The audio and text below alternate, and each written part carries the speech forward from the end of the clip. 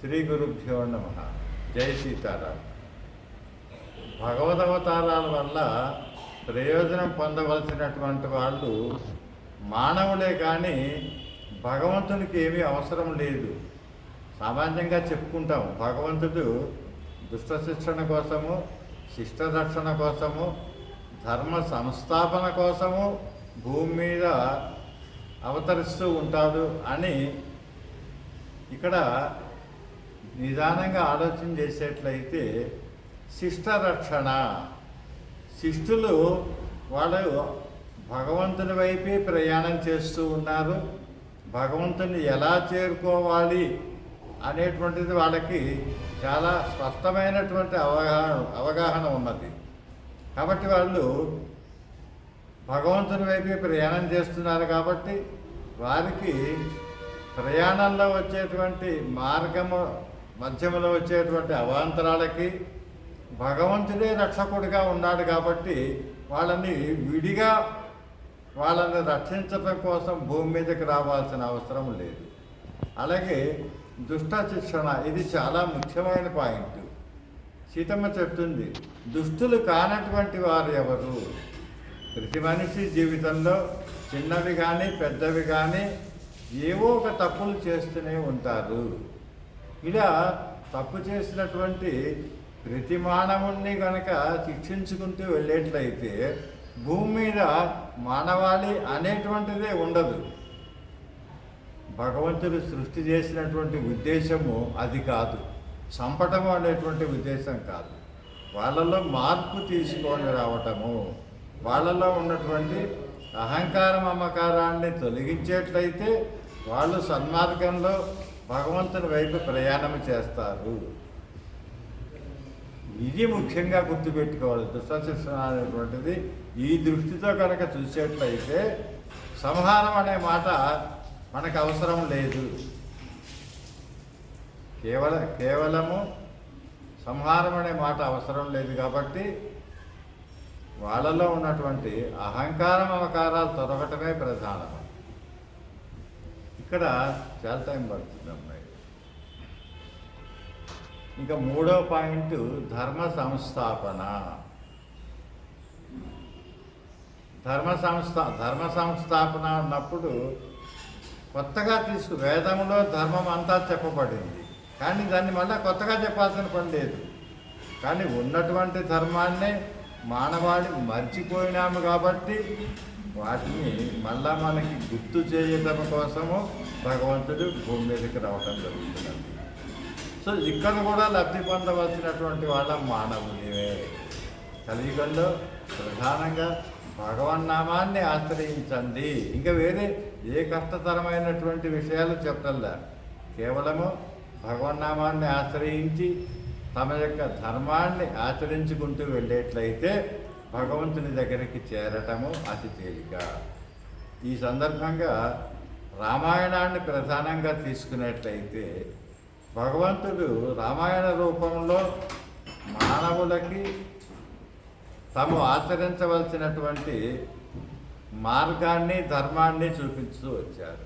దాన్ని మనం ఎలా అర్థం చేసుకొని దానివల్ల మనం ఎలా ప్రయోజనం పొందాలి, ఇది మన చేతిలో ఉన్నటువంటి విషయం.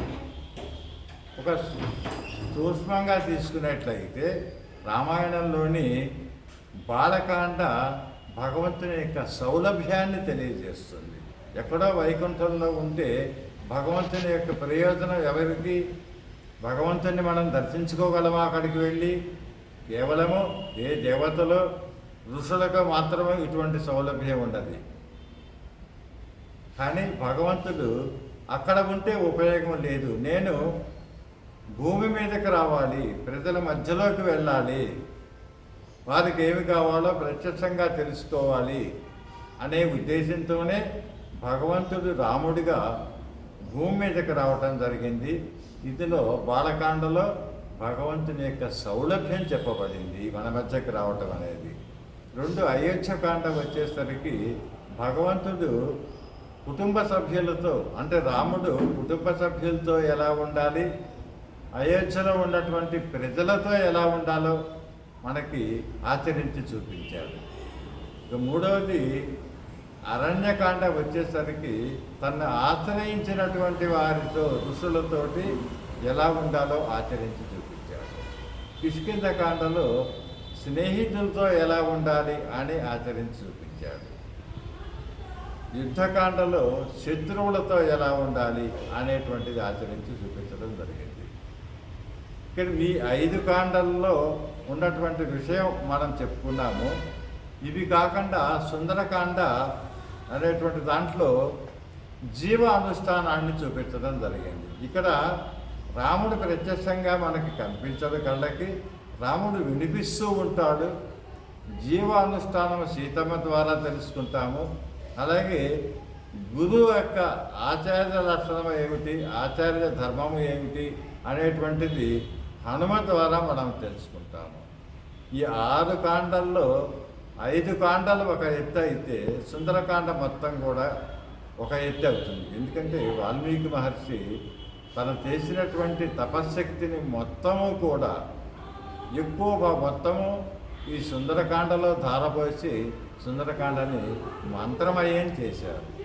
అంటే ఈ సుందరకాండలో ఆధ్యాత్మిక విషయాన్ని చాలా క్లుప్తముగా ఎక్కువసేపు మాట్లాడినా కానీ ఆ విషయం మనసుకు ఎక్కటం అనేటువంటిది కష్టము. కాబట్టి ఎక్కువ మందికి అంత ఓపిక లేదు. కాబట్టి అతి క్లుప్తంగా ఒక 15-20 నిమిషాల్లోనే సుందరకాండలో ఉన్నటువంటి ఆధ్యాత్మిక విషయము లేదా అందులో ఉన్నటువంటి అనుష్ఠానానికి మనం ఎలాంటి జీవితాన్ని గడపాలి అనేటువంటి విషయాన్ని మీ ముందుకు ఉంచడానికి ఒక చిన్న ప్రయత్నం చేస్తున్నాను.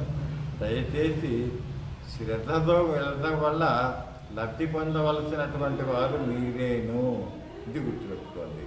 ఇది నేను మా గురుదేవులు అనుగ్రహించినటువంటి తారక మంత్రాన్ని నిత్యము అనుష్ఠానం చేస్తూ మా గురుగారు 3 మాటలు చెప్పారు. శ్రీరామ్ చరణ్ మహారాజు గారు, ఉన్నది రాముడు ఒక్కడే, ఏకేశ్వర ఉపాసన చెయ్యండి, మీకు లౌకికంగా ఏమేమి కావాలో నేను ఇస్తాను, భగవంతుని దగ్గరికి చేర్చేటి వరకు కూడా బాధ్యత నేను తీసుకుంటాను.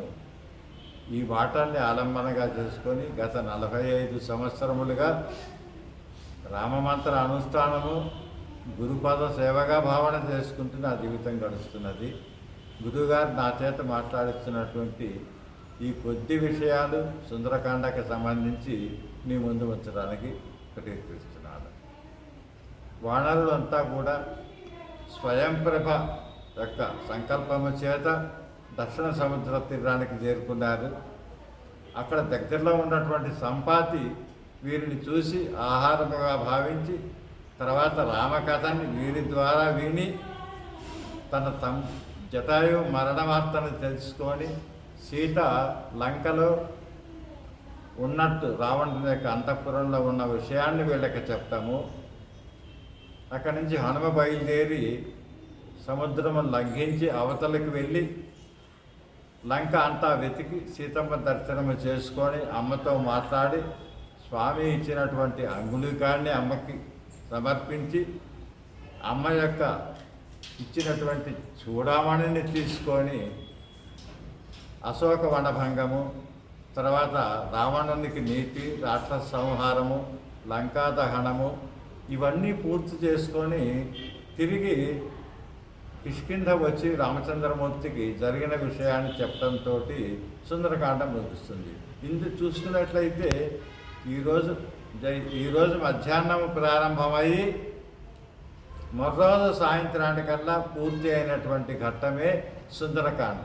కానీ ఈ సుందరకాండలోనే అనేకములైనటువంటి రహస్యములు ఉన్నాయి కాబట్టి వాటిని మీ ముందు ఉంచడానికి ప్రయత్నం ప్రారంభం చేస్తున్నాను. జై సీతారాం.